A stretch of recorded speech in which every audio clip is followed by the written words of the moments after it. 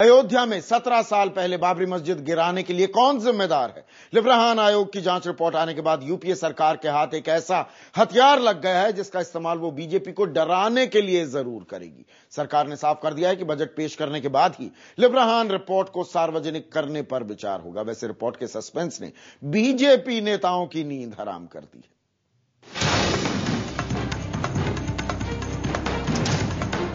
Liberhan commission की report में क्या है क्या नहीं, इसका पूरा खुलासा भले ना हुआ हो, लेकिन इसने सियासी गलियारों में हलचल जरूर मचा दी है।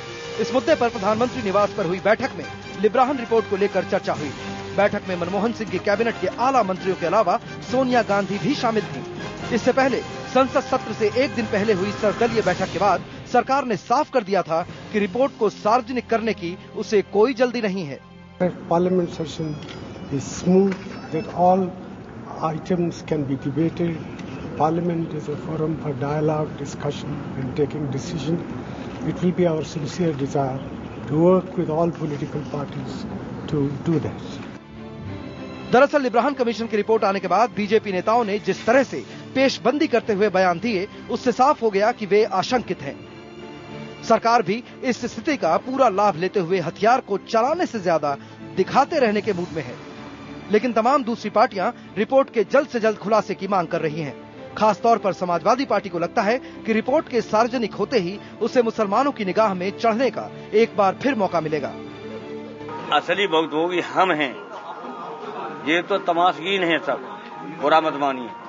तमाशगीनों के हाथों हाथ हो रहा है काम। मैं जानता हूँ उधर क्या है, भोगा है, हारे हैं बुरी तरह चुनाव, हिंदू विरोधी माने गए हैं, चिड़ियों की तरह मैंने मरवा दिए इंसानों को।